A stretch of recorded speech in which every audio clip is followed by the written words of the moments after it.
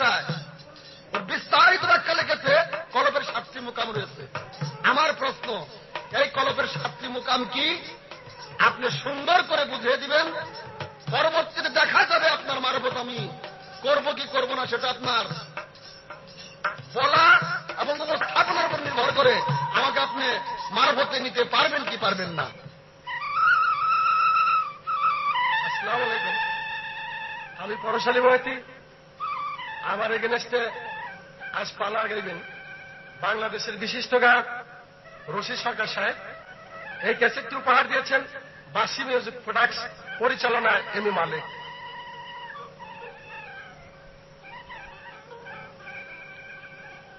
ওরে আসল গড়ের মশালে নাই যার, আসল গড়ের মশাল নাই যার, নকল লইয়া টানাটানি ধর্মের গিলানি ছাড়ো, ধর্মের গিলানি। আসল গড়ের মশালে নাই যার, আসল গড়ের মশাল নাই যার, নকল লইয়া টানাটানি ধর্মের গিলানি ছাড়ো, ধর্মের গিলানি।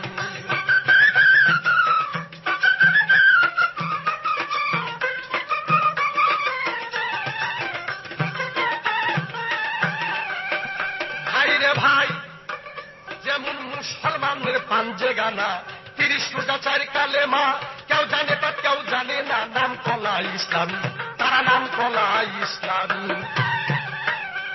ওরা ইসলাম অর্থ শান্তির ধর্ম, হাদিসে যা শুনি ও ভুলাব মনে রে আমার, ইসলাম অর্থ শান্তির ধর্ম, হাদিসে যা শুনি। ভাই হইয়া বাইতে খুন করে, ভাই হইয়া বাইতে খুন করে, এই নাকি ইসলামের বাইনি, ধর্মের গিলানি, ধর্মের গিলানি।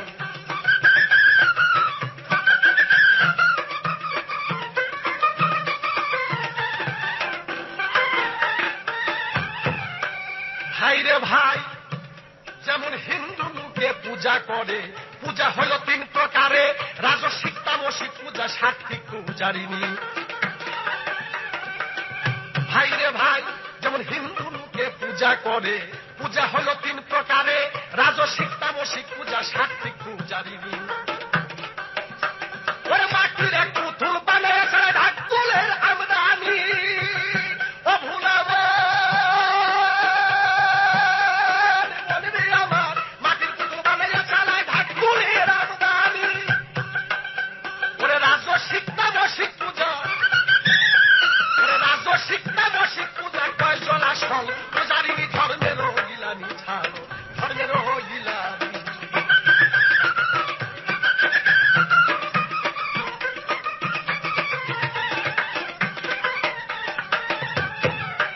ভাই রে ভাই, দেওয়ালে রজ্জব বলে মন্দে আমার, না গেল মনের অন্ধকার, না বুঝা বুঝলি নিরাকার, শুনিয়া কারবানি। তোর সীমাবদ্ধ না হইলে তোর ব্যথায় জিন্দাগানি, ও ভুলাব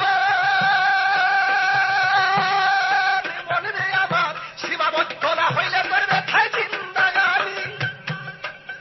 ওরে মানুষ তত্ত্ব জেনে সত্য, মানুষ সত্য জেনে সত্য হওয়া গুরু, ধনে ধনী ধর্মের গিলানি ছাড়ো, ধর্মের গিলানি। আসল ঘরের বসাল নাই যার, আসল ঘরের বসাল নাই তোর, নকল লইয়া টানাটানি ধর্মের গিলানি ছাড়ো, ধর্মের গিলানি।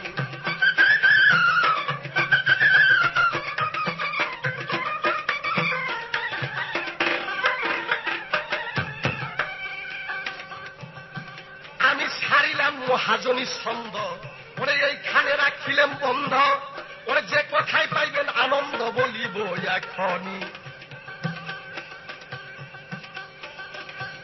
আজ এই মহতী সভায় আমরা 2টি গায়ক উপস্থিত হয়েছি, কিন্তু প্রথম স্টেজে দেখা গেল আমার ভাই রশিদ সরকার সাহেব একটি গান গাইলেন, ওরে মন চলো যাই আপনারই দেশে। লাস্টের ফিনিশিং এ দেখা গেল সেটা নিজের নাম দিয়ে গাওয়া হলো। আমি অনুরোধ করব, একজনের গান যদি নিজের নাম দিয়ে গাওয়া হয় তাহলে তার পবিত্র আত্মাও কষ্ট পায়। তাই অনুরোধ করব, নিজের গান নিজের নাম দিয়ে গাওয়া ভালো। এই গানটা ফরিদপুরের বিজ্ঞ গায়ক আয়নাল বয়াতি সাহেবের, আমি অনুরোধ করবো, আমি পড়াশালী বয়স, আপনি রশিদ সরকার, আমার সাথে যা গান গাইবেন একটু চিন্তা ভাবনা করে গাওয়া দরকার।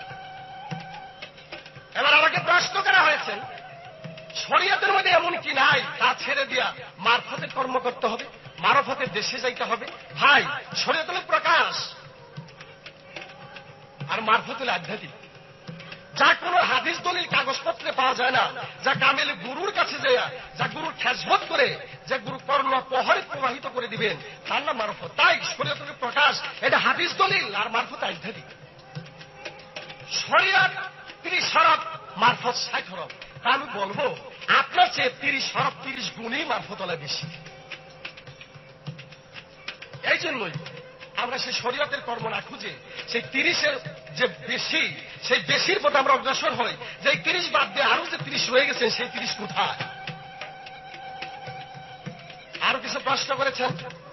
বাউমুরা দুধের 2 আংলি নিচে একটি জায়গা নাম আছে কল্প। সেই কল্পের নিচে আছে আরো 7টি মুকাম। কথাটা সুন্দর।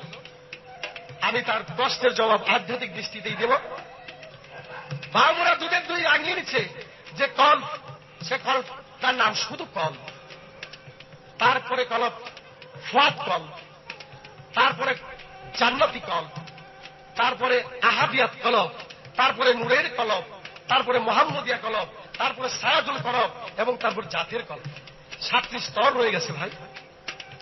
এইবার আমি রশিদ সরকার সাহেবের কাছে জানতে চাই, শরীয়তের আলেম সম্প্রদায় লোকে শুধু রোজা নামাজ হজ যাকাত কালেমা কুরবানিতে আল্লাহকে নৈকট্য লাভ করতে চান, কিন্তু পৃথিবীর এমন একজন বৈশিষ্ট্য আলেম, যার উপরে কোন আলেম পৃথিবীর বুকে ছিল না, সেই আলেম কেন এই হাদিস দলিলকে অবাত্তিক করে বাদ দিয়া আগুনে জ্বালিয়ে সে আলেম মারফতের দেশে চলে গেছেন? সেই আলেম কে এবং তার নাম কি? কেন এই সমস্ত কাজ তিনি করলেন? ওরে আসলে গড়ের মশাল লাইজার, ওরে আসলে গড়ের মশাল লাইজার নকল লইয়া টানাটানি ধর্মের গিলানি, ছাড়ো ধর্মের গিলানি।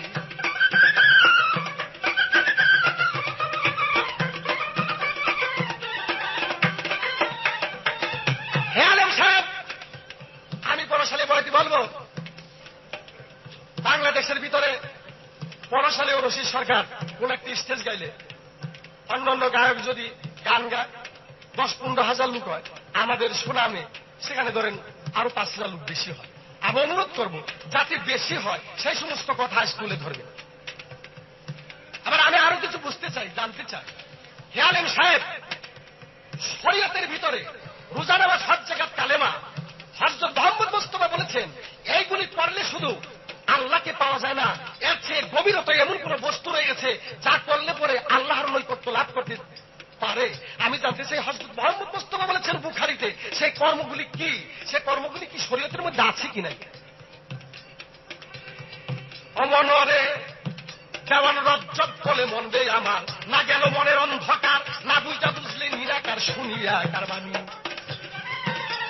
সীমাবদ্ধ না হইলে করবে খাই জিন্দাগানি, ও ভুলাবো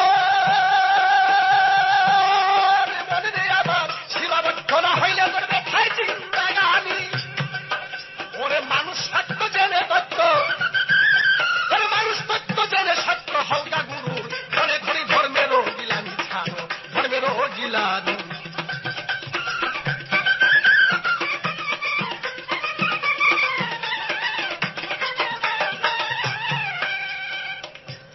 ভাই, নামাজ পড়া শরীয়তের কর্ম, রোজা রাখা শরীয়তের কর্ম, হজ করা শরীয়তের কর্ম, যাকাত শরীয়তের কর্ম, কুরবানি শরীয়তের কর্ম, কালেমা শরীয়তের কর্ম। তাই দেখা গেল রোজা নামাজ হজ যাকাত কালেমা কুরবানি আমরা এগুলি দিয়েছি বা করেছি, এটা সামাজিক দৃষ্টিতে এটা সবাই করে থাকে, জেনে থাকে। আর শরীয়তের কিছু গুপ্ত রহস্য, নিগুড় রহস্য আমি জানবো, বুঝবো, শিখবো। তাই হযরত মুহাম্মদ মুস্তাফা সাল্লাল্লাহু আলাইহি ওয়াসাল্লাম এমন একটি নামাজ পড়েছিলেন 17টি সেজদা দিয়া, যে 17টি সেজদা কিভাবে নামাজের মধ্যে 2 রাকাত নামাজের মধ্যে 17টি সেজদা আদায় করেছেন, তার মূল রহস্য কি এবং জানা দরকার।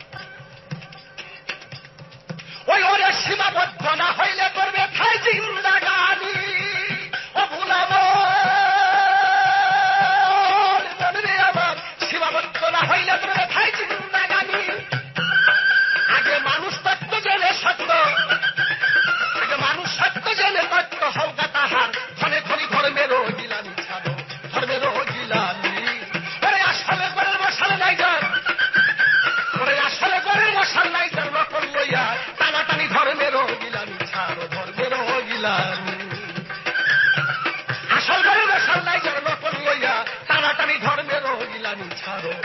ধর্মের গিলামি।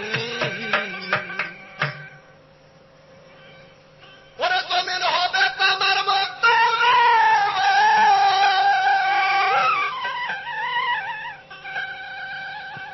ওরে ভাই জমিন হবে তামার মত, ঘামেতে বাসিবে বদন।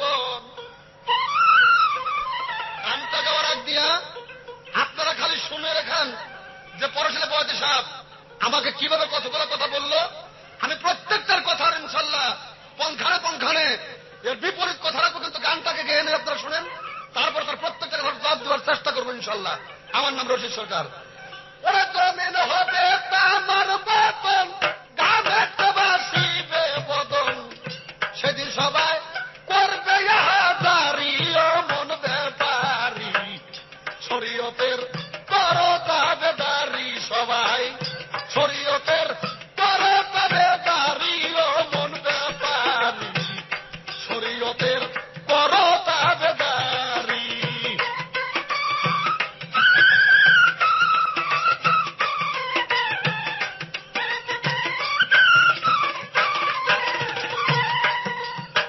ষাট ফরজ হয় 30 রোজায়, সপ্তম হয় আমান্তু বিল্লাহ, আর কান হোকাম 13 ধরি। ষাট ফরজ হয় 30 রোজায়, সপ্তম হয় আমান্তু বিল্লাহ, আর কান হোকাম 13 ধরি।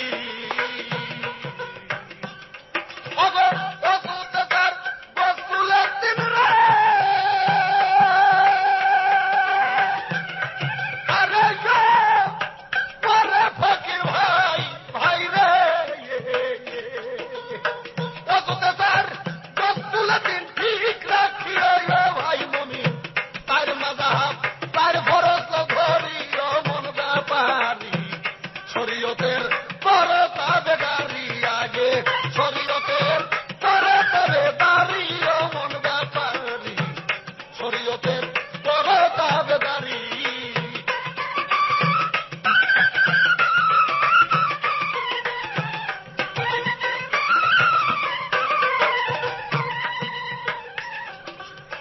দিনে 5 বার খাজনা দিও, মালিককে খুশি রাখিও, শুদ্ধ কইরা লইও দেহ তরি। দিনে 5 বার খাজনা দিও, মালিককে খুশি রাখিও, শুদ্ধ কইরা দে আরে লইও দেহ তরি। তোমার খাজনা যদি পরে বাকি, খাজনা যদি পরে বাকি, নোট খাতায় রাখিবে লেখি, তুই কান্দে আজকে তুই প্রহরী মন ব্যাপারি, শরীয়তের করগার দাবে দাঁড়ি আগে, শরীয়তের করগা দাবে দাঁড়ি ও মন ব্যাপারি, শরীয়তের করগার দাবে দাঁড়ি।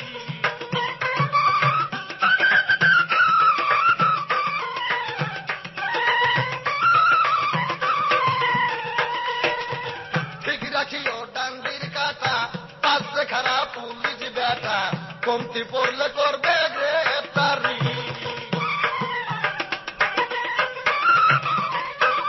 ভাই ঠিক রাখিও ডান্ডির কাটা, পাশে খারাপ পুলিশ বেটা, কমতি পড়লে করবে গ্রেফতারি। 130 বরস না মানিলে, 30 বরস না মানিলে পুরান রাখতে গেছে গো বললে, পার ঘাটাতে মিলবে না আর পারি গো সেদিন, পার ঘাটাতে মিলবে না আর পারি ও মন ব্যাপারি, শরীয়তের করগের দাবে দাঁড়ি আগে, শরীয়তের করগা দাবে দাঁড়ি ও মন ব্যাপারি।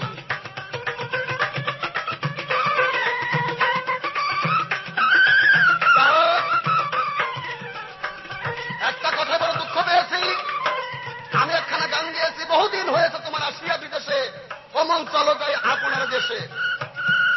আমাদের পাল্লা হলো শরীয়তের মারফত, অথচ উনি গানটা আয়নাল বলেছেন না রশিদ সরকারের, তা আমি একটা তর্ক জুটলেন। এই তর্কের তো কোনো কথা না, আমি বলবো এই গান আমার, আমি গেয়েছি, আমার নাম দিয়েছি, আমি বলবো আমার গান। আর ফরিদপুরের আয়নাল মেয়ের গান যদি হয়ে থাকে তাহলে সেই প্রতিবাদ করবে আপনি শরীয়ত মারফতের পাল্লা নিয়েছেন, আপনি মারফতের কথা বলবেন। ব্যাপারটা হয়েছে কি হুজুর, পরশালী বয়সের একটাও অভ্যাস। আসলে উনি তো সুস্থ মানুষ না, উনি একজন পাগল। এক মাস্টার সাহেব ছাত্রদের প্রশ্ন করতেছে, এই 5 টাকা সার যদি দুধ হয় তাহলে আমার বয়স কত রে? সমস্ত ছাত্ররা কয়, স্যার এইটা কিরকম প্রশ্ন? এক ছাত্রে কয়, স্যার আমি জবাব দিতে পারবো। বল, আপনার বয়স 40 বছর। যে তুই কি করে বললি এটা? যে আমাদের গ্রামে একজন আছে আধা পাগল, তার বয়স হলো 20 বছর, আর আপনার যে প্রশ্ন করছেন তাতে আপনি পুরো পাগল, এই জন্য আপনার বয়স হলো 40 বছর। কাজেই পৌরশালী বয়সের বয়স তো 40 বছর, হলো পুরো পাগল। তা নাহলে অপ্রাসঙ্গিক কথা এখানে কোনো মতে উনি আনতে পারতেন না। আরে জমিন হবে কামার মতন, গ্রামের বসিবে গোবদল, সেদিন সবাই করবে হাজারি অমন ব্যাপারী, শরীয়তের পরে তবে বাড়ি আগে।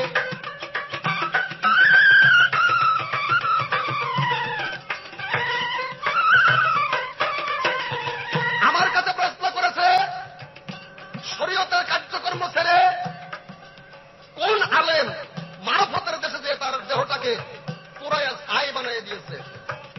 উনি আল্লাহ প্রেমিক, মনসুর হাল্লাস, উনি পাগল হয়ে গেছিলেন, অর্থাৎ মজনু। শরীয়তের দলিল আছে, মজনুর সঙ্গে কোনো হিসাব কিতাব নাই, অর্থাৎ পাগলের উপরে কোনো হাদিস দলিল প্রযোজ্য না। তাই বলে কি আপনি পাগল নাকি? কাজে আপনার শরীয়তের আইন পঙ্খানুপঙ্খান ভাবে মানতে হবে যদি আপনার আল্লাহর নৈকট্য লাভ করতে হয়। শুধু মারফতি করে আল্লাহকে পাওয়া কোনো মতেই সম্ভব না। তবে পরেশালী দেওয়ান সাহেব, আপনাকে জিজ্ঞেস করেছিলাম 7টা লতিফার মুকামের কথা, আপনি বলছেন মন্দ না, খারাপ কই না আপনারে। আপনি তো এইগুলো কই এই বাংলাদেশে নাম করছেন, তা নইলে আপনার নাম পরশালী হইল কি করে? কারণ মিছে কথার চালান তো আপনার কাছেই যা আছে, বাংলাদেশে অন্য কোন গায়কের কাছে আছে কিনা আমার এইটা জানা নাই। তবে আমার সঙ্গে গান গাইলে সভ্য হয়ে এবং জানাশোনা করে হাদিস দলিল পয়রা নামতে হবে। আতান্দাই যে কথা লয়ে রশিদ সরকারের সাথে গান গাওয়া চলবে না।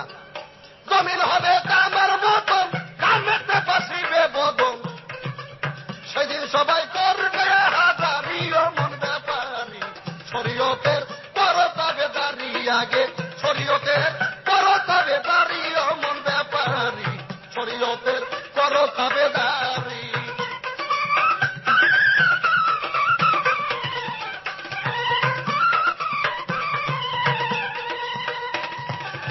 আরো কথা বইলে গেছে, বলতে আসছে সবার কাছে, আস্তে আস্তে সবই প্রকাশ করি। বলে কি শরীয়তের রোজা নামাজ ছাড়া কেহ অন্য ইবাদত করিয়া আল্লাহ পাবে কিনা তাই। আমি বলবো আল্লাহ পাওয়ার কোন কায়দা নাই, আগে শরীয়তে ডুইবা থাকো গো, সরামতে তারে ডাকো গো, শরীয়তে ডুইবা থাকো গো।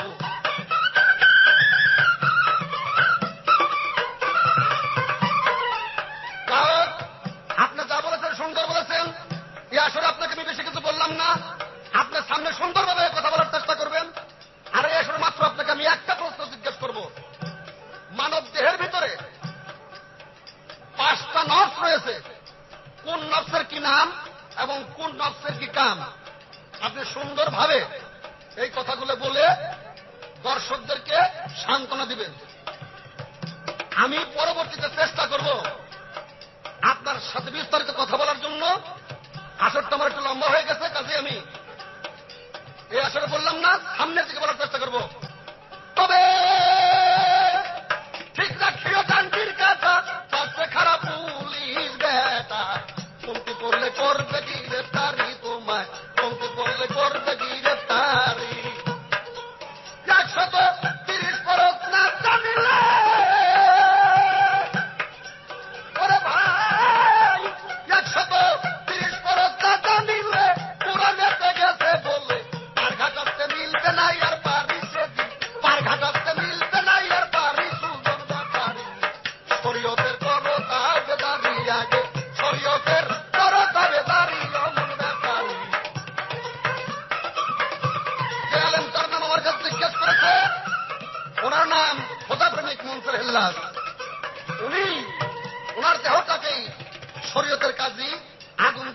ব্যবসায় করেছিল। ভাইরে ভাই, ও ভাই, 60 খরচ হয় 30 রোজায়, সপ্তম হয় আমার মুক্তবিল্লায়। আর কান না হোক আম 13 ধরিল, আর কান না হোক আম 13 ধরি। তাই অততে তার বসুলাতি, অততে তার বসুলাতি ঠিক রাখি হইল ভাই মুমিন। তার মধ্যে হাত তার ফরজ নাও ধরি, সাথে তার কুর্তিকে তার ফরজ নাও ধরি। সুতন ব্যাপার শরীয়তের পর কাতাবে দাবি আগে, শরীয়তের পর কাতাবে দাঁড়ি। সুতন ব্যাপারী শরীয়তের পর কাতাবে দাঁড়ি।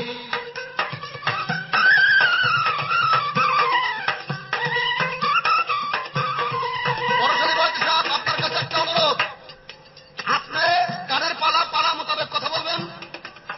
বাংলাদেশের অন্যান্য গায়কের সঙ্গে যদি আপনি চালাবাজি করেন, আপনি কোন সময় সেই ভাব পাইবে আমার সঙ্গে কোনো অপ্রাসঙ্গিক কথা বলবেন না। আপনি হাদিস দলিল দিয়ে আমাকে ঠকাইছেন, আমি আপত্তি করবো না। কিন্তু যদি হাদিস দলিলের বাইরে কথা বলে আমাকে বিরক্ত করার চেষ্টা করেন, তার পরিণতিতে কি হবে? অন্যান্য আসলে যা করছে আজকে তাই করে ফেলবেন। কিন্তু এই তো মাত্র কথাই আমার শেষ করিল রশিদ সরকার। আরে এই তো মাত্র কথাই আমার শেষ করিল রশিদ সরকার। শরীয়তকে লও না সঙ্গে করি আগে, শরীয়তকে লও না সঙ্গে করি। ছাইরা দিয়া শরীয়তি শুধু করে মারো ভতি। এই জগতে তার হয় না ফকির জানি, এই জগতে তার হয় না ফকির। সুজন ব্যাপারী শরীয়তের কর কাতাবে দাঁড়ি আগে, শরীয়তের কর কাতাবে দাঁড়ি। সুজন ব্যাপারী শরীয়তের কর কাতাবে দাঁড়ি। জমিন হবে প্রেমের মতো, হাসরের দিন তো আরে ফকে ভাই জমিন হবে প্রেমের মতন, কামেতে বসিবে বদন। সেদিন সবাই করতে হাজারি। সুজন ব্যাপারী শরীয়তের কর তাবে দাঁড়ি। এই ক্যাসেট কেন উপহার দিচ্ছে বাসি মিউজিক প্রোডাক্টস ঢাকা, পরিচালনায় আমাদের সুপরিচিত মালিক ভাই। ক্যাসেট কেন উপহার দিচ্ছে বাসি মিউজিক প্রোডাক্টস ঢাকা, পরিচালনায় আমাদের মালিক ভাই। মোহাম্মদ মোস্তফা 2 রাকাত নামাজ পড়েছিল 17টা সিজদা দিয়ে। নামাজটা কি এবং কিভাবে 17টা সিজদা দেওয়া হলো? তুমি তার জবাব করলে না।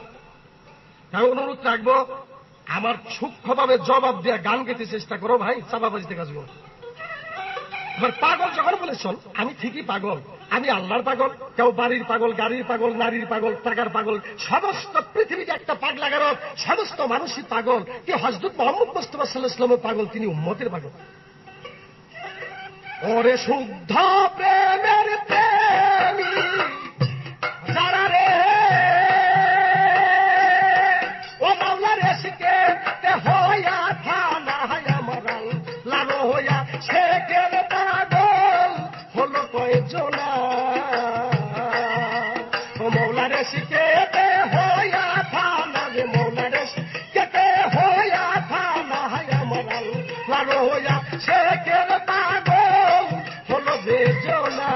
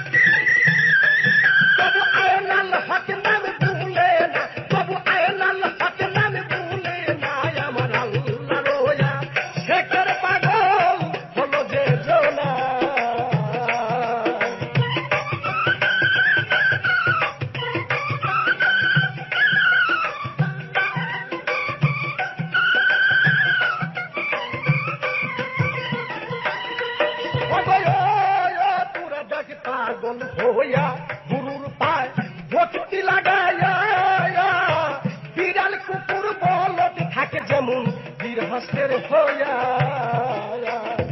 তাগো কতই মারি লাঠি বাড়ি রে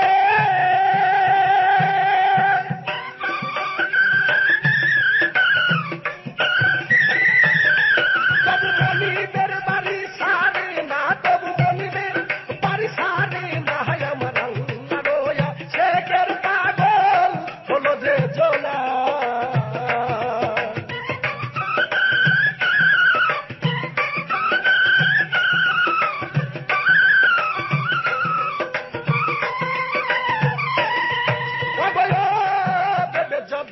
কয়েক কথা গুরুর পায় ঠেকা গাবা ছায়া বড় বড় গাছ বিরিখে থাকে জড়াইয়া লতা যেমন গুরু শিষ্যের কি আত্মারে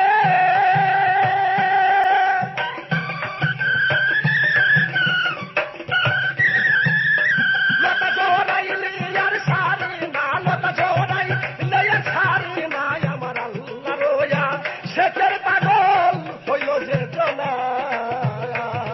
মৌলা রে শিখেতে হইয়া থানা মৌলা রে শিখেতে হইয়া থানা আমার আল্লাহ রোয়া শেখের পাগল হলো যে জনা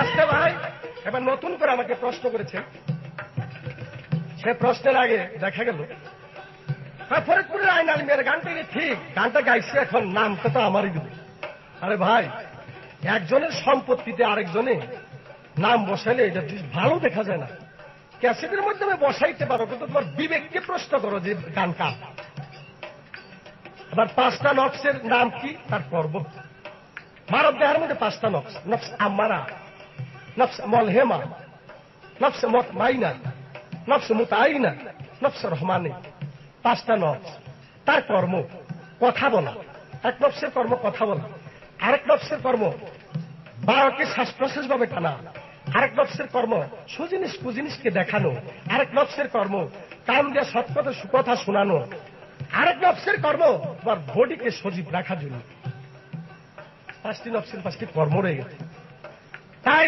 আলেম সাহেব এবার আমার সূক্ষ্মভাবে আমার প্রশ্নের জবাব দিয়ে আপনি আমাকে প্রশ্ন করবেন আশা রাখি রশিদ মিয়ার সাথে হাদিস দলিল কুরআন কিতাব কিয়াস ফিকহ তত্ত্ব বিষয় তালিম তাসওয়াতের পরশ যে কোনো দিকদাতার সাথে মোকাবেলা হইতে রাজি আর হয়ে শুধু 100 বলা ইনশাআল্লাহ তাই এবার আমার প্রশ্ন জাগে হে আলেম সাহেব আমি জানতে চাই বুঝতে চাই এই যে শরীয়ত যে শরীয়ত একটা সামাজিক বস্তু রোজা নামাজ হজ যাকাত কালেমা কুরবানি তাই হযরত মুহাম্মদ মুস্তাফা বলেছেন যে হে বিশ্ব জগতের মানুষ তোমরা যে নামাজ পড়ো তোমরা বর্জক দেখে নামাজ পড়ো আমি জানতে চাই যে বর্জক না দেখে নামাজ হয় না শরীয়তের বর্জক কি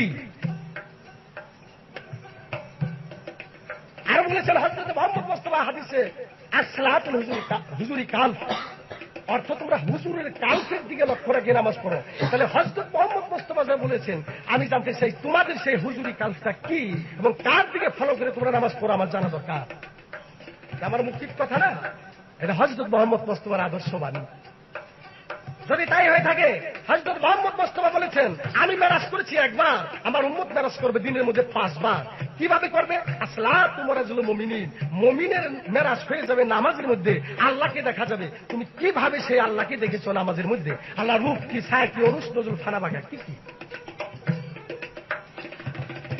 গুরু শিষ্যের কি কোরআন রে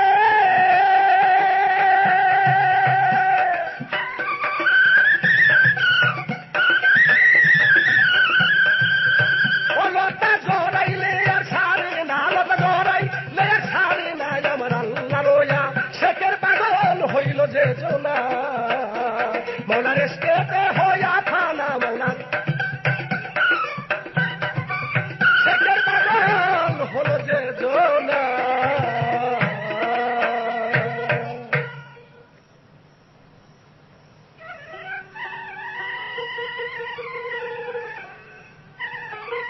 ওরা যেতে নাসিবে তুফান ওরে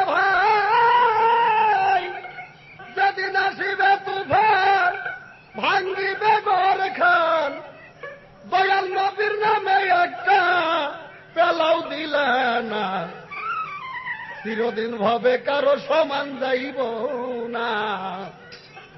সম্মানিত সুধীমণ্ডলী, পরশ ভাই যেভাবে কথা বললেন আপনারা সবাই লক্ষ্য করে শুনেছেন। আমাকে প্রশ্ন করেছিল যে কোন আলেম হাদিস দলিল পুরাইয়া দিয়া সে মারফতের ফকির হয়ে গেছিল। আমি আমার শরীয়তের পাঠ ঠিক রেখে জবাব দিয়েছি, তোমার টেনিস মিটারে ধরে নাই। কারণ তুমি যেটা বলাইতে চাইতেছ আমি রশিদ সরকার ওই ভাদে পাড়া দেব না। কেননা ছোট্ট একটা কথা মনে পড়ছে ভাই, একটা মেয়ে সারা রাত গান শুনে ঘুমে ঝিমেইতেছে। এখন এক চাষায় কয়, ওই সেরি ঝিমেশ কেন? কয় চাষা সারা রাত গান শুনছি তো এই জন্য। কয় যা আমার বিছনায় যে শুয়ে থাকবে। কয় হ্যাঁ, তোমার বিছনায় শুইলে তাই তোমার জুইত হয়। ওই কথাটা কইলে তাই তোমার একটু জুইত হয়, ওইটা আমি কইতাম না। তা কাজেই আমারে পালা তোমার শিখাইতে হবে না। তুমি 100 পালা আমার সাথে গান গাইছো, কথাটা মিথ্যে না। তুমি খোদার কসম দিয়ে কও তো যে কোন পালাটায় জিততে পারতাও? সমস্ত পালাই তো চিত হয়ে শুইছাও।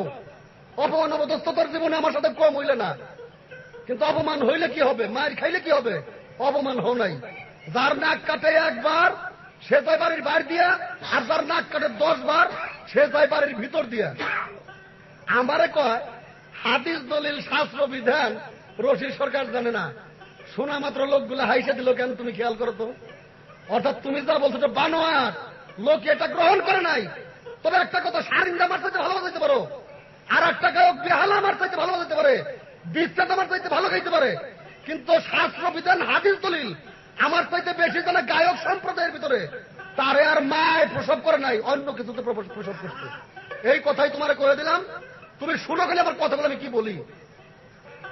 আরে যেদিন আসিবে তুফান ভাঙ্গিবে ঘর কান, আসিবে তুফান ভাই ভাঙ্গিবে ঘর কান, দয়াল নবীর নামে একটা পেলাও দিলে না, চিরদিন ভবে কারো সমান যাইব না, চিরদিন ভবে কারো সমান যাইব না।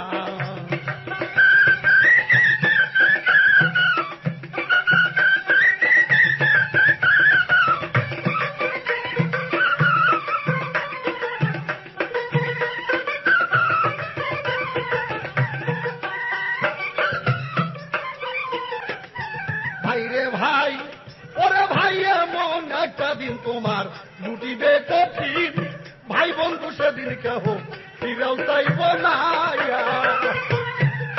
ও ভাই রে ভাই, তোমার এমন একটা দিন আসিবে কঠিন, ভাই বন্ধু সেদিন কেহ ফিরেও চাইব না। আর যেদিন আজরাইল আসিয়া ভক্তির ভাই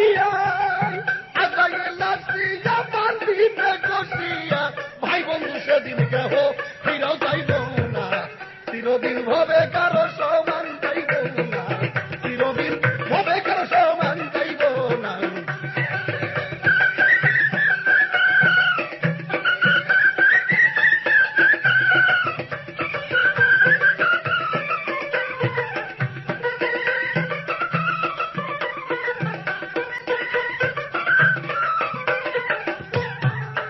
ভাই রে ভাই, জগতে বাদশা ছিল সেকান্দার, সোনা দিয়া বানছিল ঘর, সব ঘরে থাকতে বাসার ভাগ্যে জুটল না।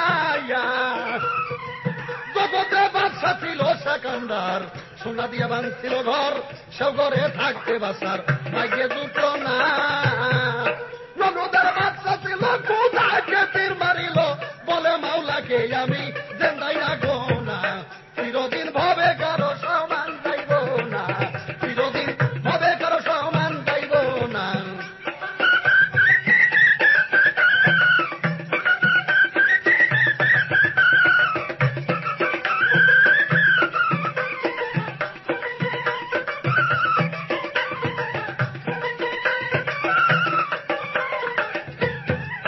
ভাই রে ভাই, জগতে সাদ্দাত নামে বাদশা ছিল, নিজে ভেস্ত বানাই দিল, বলে আল্লাহর বেহেশতে আমি যাইতাম না।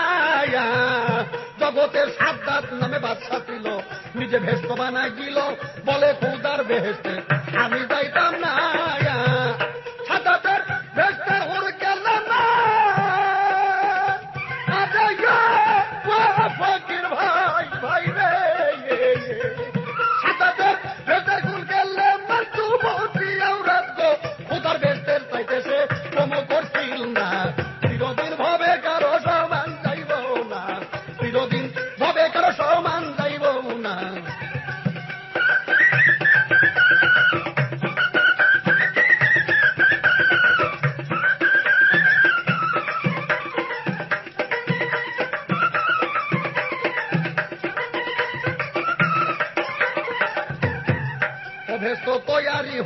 গেল, সাদা খবর পেল বেহেশত দেখিতে বাসায় করতে রওয়ানা। ওই আমার মাওলাই কয় আজরাইল রে, মাওলাই কয় আজরাইল তুমি হইয়া যাও দাখিল, তৈয়ারি ভেষ তৈরে দেখতে দিও না, চিরদিন ভাবে কারো সমান যাইব না, চিরদিন ভাবে কারো সমান যাইব না। আসিবে তুফান গো ভাঙ্গিবে ঘর কান্দ, নদী নামে দেখা চালাও দিলে না, চিরদিন ভাবে কারো সমান যাইব না। আমার কাছে প্রশ্ন করেছে 2 রাকাত নামাজে 18টি সেজদা কেমন করে দিয়েছিল? জনাবে পাক মুহাম্মদ রাসূলুল্লাহ সাল্লাল্লাহু আলাইহি সাল্লাম যখন পবিত্র মেরাজ শরীফ গমন করেন, তখন উনি 2 রাকাত নামাজে 4 সেজদা আর কোরআন শরীফের 14 সেজদা দিয়ে 18 সেজদায় উনি 2 রাকাত নামাজ শেষ করে আল্লাহ রাব্বুল ইজ্জতের কাছে পবিত্র মেরাজে গমন করেছিলেন। আর শরীয়তের বর্জক সম্পর্কে আমাকে জিজ্ঞেস করেছে, মারাজাল বাহার নিয়াল তাকিয়া বাররাজাগুল বাইনামা দিয়া ফাবিয়া আলাইহি রাব্বুকুম আতুকাজ্জিবান ইয়াকরুজুমান আল্লাহ লুল হুয়াল মারজান ফাবিয়া আলাইহি রাব্বুকুম আতুকাজ্জিবান। শরীয়তের বর্জকটা হচ্ছে বাজান পবিত্র কাবা শরীফ। যেহেতু নামাজের দ্বারাই আমরা কাবাতে শরীফাতে আল্লাহু আকবার বলি। আর উনি বলেছেন লা সালাতি বি হুজরি কাল, হবে না নামাজ হুজুরি কলব ব্যতীত, অর্থাৎ আল্লাহর চেহারা মুবারক যার কলবের ভিতরে মজুদ থাকে না তার নামাজ হবে না। জিজ্ঞেস করেছে আল্লাহর চেহারাটা কেমন? আল্লাহর চেহারা আল্লাহর মতন, যেমন পরশালের বাপ পরশালের বাপের মতন, তার কোনো মেসাল নাই পৃথিবীতে। আর একজন যদি পরশালের বাবার মতো থাকতো উনি দেখাই দিতে পারতেন যে ওনার মতো আমার বাপ। আল্লাহর মতো আর একজন আল্লাহ নাই, তাই আল্লাহকে কোন মেসাল দিয়ে দেখাবার কোনো কায়দা নাই। আল্লাহ আল্লাহর মতো যে দেখে সেই কেবল বুঝতে পায়। আর তোমাকে যে মার হতের কটা ফকির, ওরা পীরের মতো বোর মতো নানান রকম আল্লাহ দেখে, এগুলো কোন শরীয়ত সম্মত কথাবার্তা না। কাজেই পরশালী দেওয়ান সাহেব, আপনার সাহসের একটা তারিফ করলাম, আপনি তো আমার সামনে খারাইয়া জারিটা দিলেন কয় দেশকাল পাত্র। ওই যে আপনার উস্তাদ আসাদুল রাজ্জাল দেওয়ান পারুক আর না পারুক দেশকাল পাত্র হয় না, দেশকাল পাত্র জন্মই যদি দিয়ে আমি সরকার বাংলাদেশের। আবার আমার কাছে এসে কথা দেশকাল পাত্র কি? আমি যে স্তর থেকে গান গেয়েছি, যে জায়গা থেকে কথা জিজ্ঞেস করেছি, তোমার 2-4 খেয়া বদলায় আসতে হবে এই স্তর থেকে কথার জবাব দিতে। আবার তুমি আমারে কইতেছো যে আমি শাস্ত্র বিধান জানি না। ধন্যবাদ তোমার, ধন্যবাদ মিয়া। যদি নাসিবে তুফান তো ভাঙ্গিবে ঘর গান, দরদি নামে রাখা পেলাম দিলে না, চিরদিন ভাবে কারো সমান যাইব না, চিরদিন ভাবে কারো সমান যাইব না।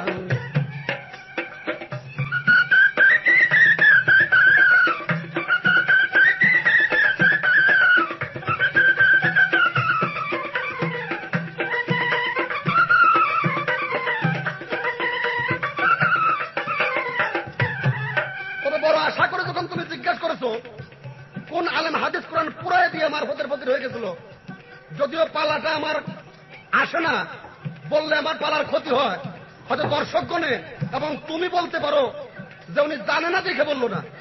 আমি বইলে রাখলাম কথাটা, মনে জালালউদ্দিন রুমি সাদকায়ে নারাদার নারাইকুম, উনি সমস্ত হাদিস দলের ভিতরে আগুন ধরে দিয়ে শামসুদ তাবরিজি রহমতুল্লাহর কাছে বায়াত গ্রহণ করে উনি মারফতি শিক্ষা লাভ করেছিলেন। কিন্তু তার পীরের হুকুম মোতাবেক 5 জায়গায় নামাজ কখনো সে ত্যাগ করে নাই। আর তোমার মতো ফকির জীবনে নামাজ পড়বাকে বাসে তুমি পড়ছেন ফলে একদিন ভুলেও আসার খাইয়ে দেখো না। কাজে তোমাদের সাথে আবার কথা কি? কাজে নবী সম্মত কাজ তোমাদের মধ্যে নাই, আল্লাহর বিধিসম্মত কাজ যেহেতু তোমাদের মধ্যে নাই, সেহেতু তোমাদের সাথে কোনো শরীয়ত মারফতের আলাপই চলে না। আরে এমন একটা দিন দুটিবে কঠিন, ভাই বন্ধু সেদিন কেহ ফিরেও চাইব না, যেদিন আজরাইল আসিয়া বান্ধিবে কষিয়া, দেখিবে বসিয়া কেউ সঙ্গে যাইব না, চিরদিন ভাবে কারো সমান যাইব না, চিরদিন ভাবে কারো সমান যাইব না। এখন পড়াশোনা পড়াতে সবার কাছে আমার মাত্র একটা প্রশ্ন, যে মারফতের 4টে ভাগ রয়েছে, কোন ভাগের কি তাৎপর্য উনি সুন্দর করে যেন বলে যায়। আর তাছাড়া এই পর্যন্ত আমার প্রশ্ন শেষ। এখন এই এই ক্যাসেটখানা উপহার দিয়েছে বাসি মিউজিক প্রোডাক্ট ঢাকা, পরিচালনায় আমাদের মালিক ভাই আজাইলা সিয়া বান্ধিবে কষিয়া দেখিবে বসিয়া কেউ সঙ্গে যাইব না চিরদিন ভবে কারো সমান যাইব না চিরদিন ভবে কারো সমান যাইব না সেদিন আসিবে তুফান ভাঙিবে গঠান রোদিন নামের একটা খেলাও দিলে না চিরদিন ভবে কারো সমান যাইব না চিরদিন ভবে কারো সমান যাইব না।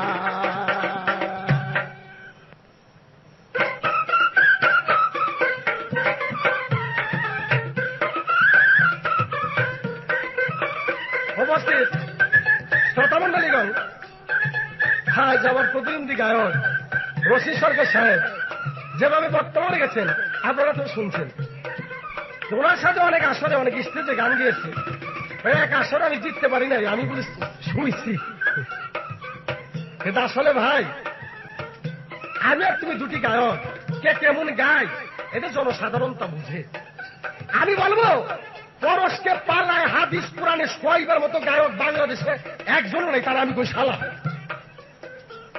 সেই গায়ক পয়দা হয় নাই, তারা আমি কই শালা উঁচা গলায় কই যদি কেউ পারো আমার মারফত দিয়ে হারাই দিবার জন্য সেই গায়ক আমার সাথে আসতে পারো।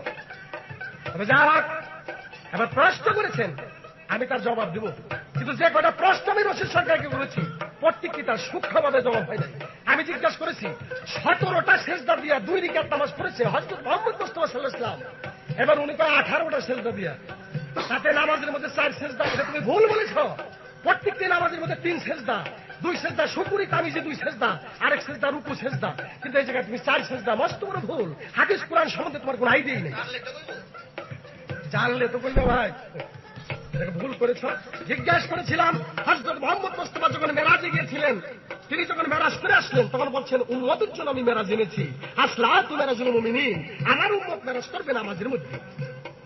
কিভাবে সে মেরাজটা করবে, সে মেরাজের ওরস কি নজরুল কি ফানা কি বাঁকা কি আমি প্রশ্ন করেছি, আপনি তার জবাব করেন নাই। কিন্তু ভাই চাপার ঝুলে প্রতিপন্নের কাজ হয় না, কিন্তু জানা দরকার, জানা দরকার। জানেন না তার উত্তর করবেন। জনসাধারণ জানে একমাত্র রশিদকে হেদায়েত করার জন্য, মানে পিটানের জন্য হেদায়েত করার জন্য একমাত্র পড়োশী বাংলাদেশের মধ্যে আর কেউ নেই। যাক, তুমি যদি পারো পরশকে তত্ত্ব দিয়া, তালিম দিয়া, শাস্ত্র দিয়া, কোরআন দিয়া, যে কোনো দিক দিয়া হারাইয়ে দাও, পরশকে এই জীবনে হারাই পারবে না। পরশকে হারাইতে হলে কয়েকটা খেলাতে আবার তোমার জন্ম নিয়ে আসতে হবে ইনশাআল্লাহ।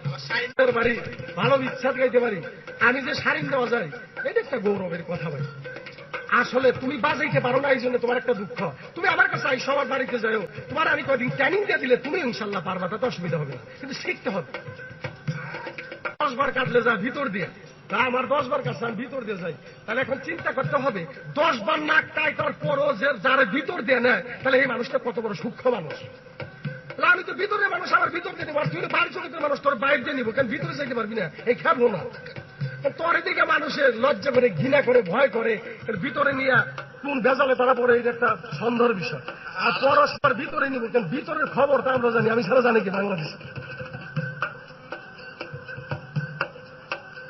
আরে মারো ফতের কর্ম আগে করো রে, আগে মারো ফতের কর্ম আগে করো। ওরে কামেল পীরের কাছে যাইয়া, কামেল পীরের কাছে যাইয়া চিন্তা মরা বড় রে, আগে মারো ফতের করণ আগে করো রে, আগে মারো ফতের করণ যাইয়া করো।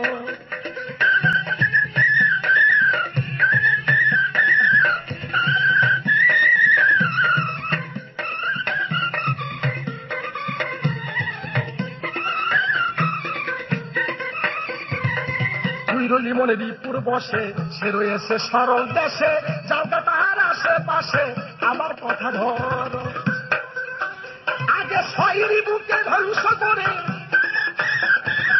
শয়রি বুকে ধ্বংস করে মরার আগে মরে, আগে মারো ফতের কর্ম আগে করো রে, আগে মারি ফতের কর্ম আগে করো।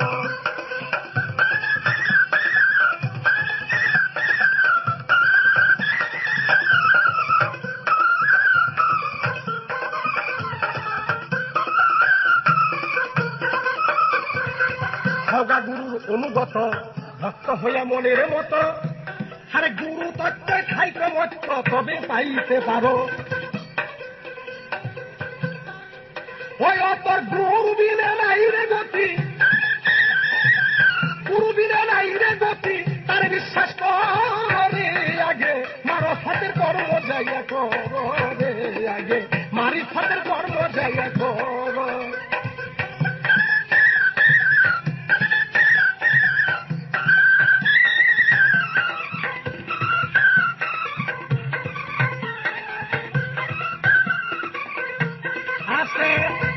আপনারা সবাই শুনেছেন প্রথম প্রশ্ন করেছিলাম কোন আলেম হাদিস দলিল পড়ে এসে পাগলের কাছে মুরিদ হয়েছেন মারফতে এসে গেছে প্রথম উত্তর করেছেন তিনি মনসুর হিল্লাজ তাহলে প্রথম উত্তর তোমার ভুল এখন কয় মাওলানা জালালউদ্দিন রুমি সে হাদিস দলিল পুরাইয়া মনসুর হিল্লাজের কাছে বাইর হয়েছে আমার একটা কথা কি সত্য কথা ধ্বংস নাই খাঁটি বস্তু এটা চিরদিনই খাঁটি তাই তুমি চিন্তা করো তুমি রশিদ সরকার আর কি আলেম সারা বিশ্বজগতের মধ্যে যে সর্বশ্রেষ্ঠ আলেম ছিল তার নাম ছিল মাওলানা জালালউদ্দিন রুমি ওই ব্যক্তি যদি হাদিস দলিল পুরাইয়া একজন পাগলের কাছে মুরিদ হইতে পারে তাহলে তোমরা আলেম পারবা না কেন কও এত নামাজ পড়া এত রোজা করে কোরআন কিতাব পড়া সেই আলেম সম্পূর্ণ বাদ দিয়া মনসুর হিল্লাদের কাছে মুরিদ হয় তাই আমি অনুরোধ করবো আলেম ভাই ওইগুলি বাদ দিয়া তুমি আমার মতো একজন পাগলের কাছে মুরিদ হও যদি তুমি আল্লাহর নৈকট্য লাভ করতে চাও আল্লাহ বলেছেন যদি তুমি আমাকে পাইতে চাও একজন পীরের সঙ্গে করো তাহলে তুমি আমাকে পাইবা পীরকে উসিলা করে তার হাতে হাতে বায়াত দিয়া তুমি চিন্তা করে দেখো পীরের হাত রাসূলের হাত আল্লাহ কোনদিন আল্লাহকে পাইবার কোনো গতি নাই এবার আমাকে প্রশ্ন করেছেন যে তুমি বলো মারফতের 4টি ভাগ সে মারফতের 4টি ভাগ কি কি এবং মারফতের ভাগ 4টি কর্ম কি কি আমি তার জবাব দেব ভাই তোর কাছে যাইয়া কামেল গুরুর কাছে যাইয়া মরার আগে মরবে আগে মারফতের কর্ম যাইয়া করো রে আগে মারিফতের কর্ম যাইয়া করো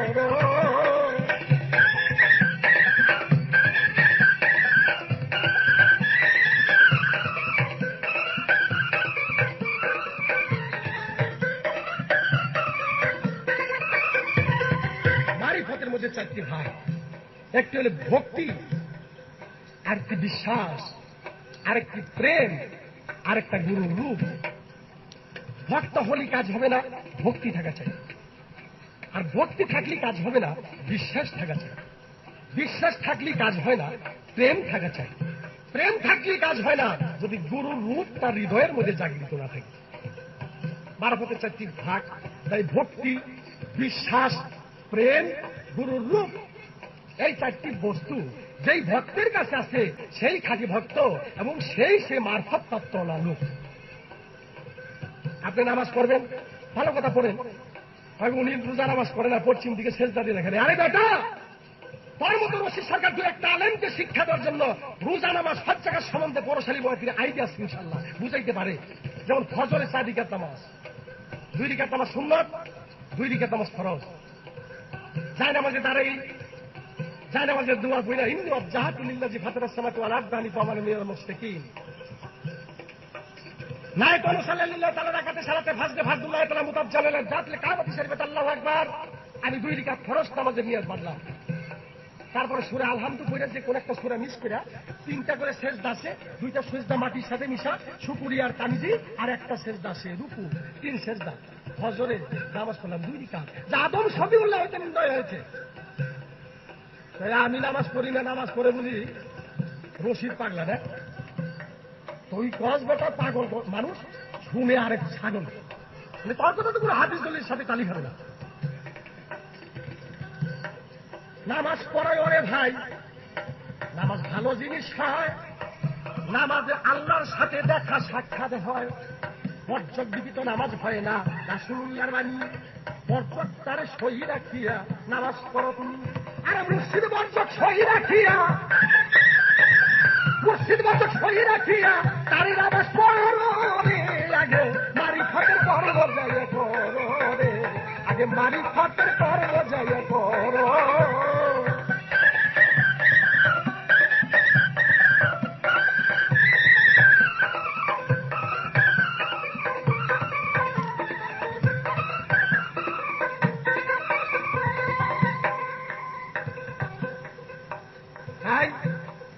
যেভাবেতে প্রশ্ন হলো আসরে তা বলা হলো, আদি অন্ত মূল বৃত্তান্ত সবার ভিতর বলো। এইবার যে ভারতে প্রশ্ন করে সবাই ব্যাখ্যা করো রে, আগে মারিফাতের কর্ম আগে করো রে। উপস্থিত শ্রোতামণ্ডলীগণ, রশিদ সরকার পৌরশালী বয়াতি শরীয়ত মারফতের মাধ্যমে যে তর্ক বিতর্ক করেছে তা আপনাদের জ্ঞানের মাধ্যমে বিচার করতে হবে, বুঝতে হবে, জানতে হবে কে কতটুকু অগ্রসর। তাই এই ক্যাসেটটি উপহার দিয়েছেন বাসি মিউজিক প্রোডাক্টস, পরিচালনায় এম এ মালিক ভাই।